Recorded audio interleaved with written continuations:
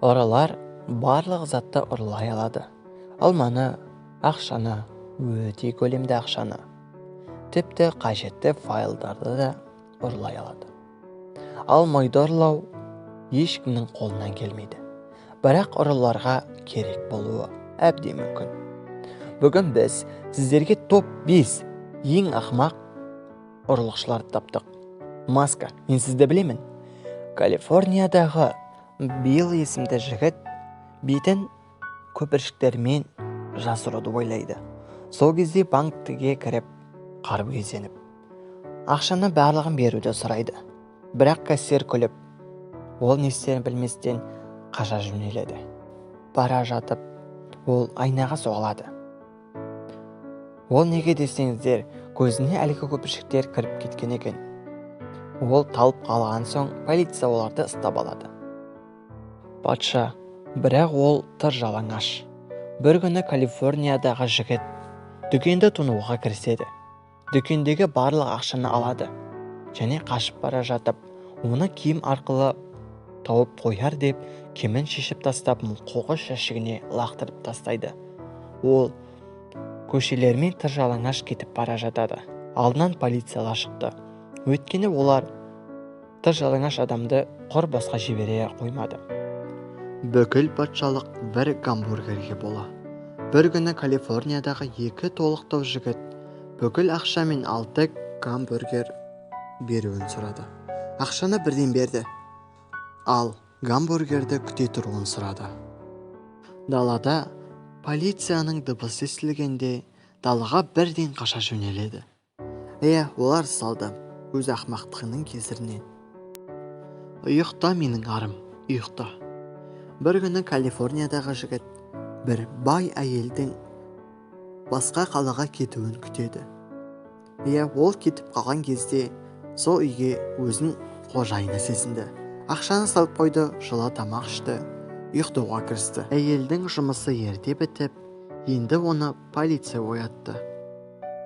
Қорққанға қос көрінеді. Калифорниядағы ең жақсы ұрылардың бірін іздеп жүрген еді. Бір күні ол өзі соғып, өтініш, мені алып кетіңші, деді. Өйткені ол әлгі үйді ұрлағысы келген кезде бүкіл аудан болып оны ұруға келген екен. Ол ұры түрмеге отырды. Санта, бұл сізсіз бе? Бір күні Америкадағы жігіт банкті ұрлауға шешім қабылдайды. Қашар кезде велосипедпен қашуды жөн көреді. Ол аяз атаның киімін киіп, бір темірлерді алады. Банкерге $13,451 беруін сұрайды. Ол ақшасын алады.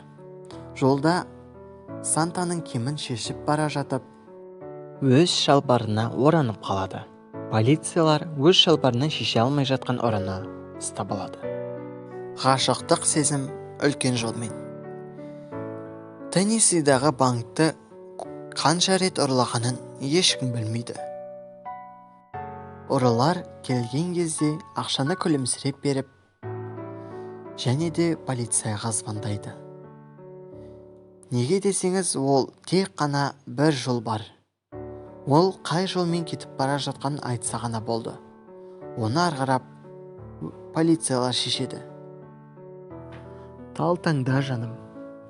Бір күні Калифорниядағы бір жігіт ішімдікке тойып алып, көлігіне отыра алмай такси жалдайды. Такси үйіне әкеліп тастайды. Ақшаның қазір үйге барып әкеліп беремін деп, оның орнына пистолет әкеледі. Пистолетке кезеніп тұрып, ақшаның бүкілін беруге сұрайды. Ақшаны береді, ал анияққа кетіп, ол полицияға звондайды.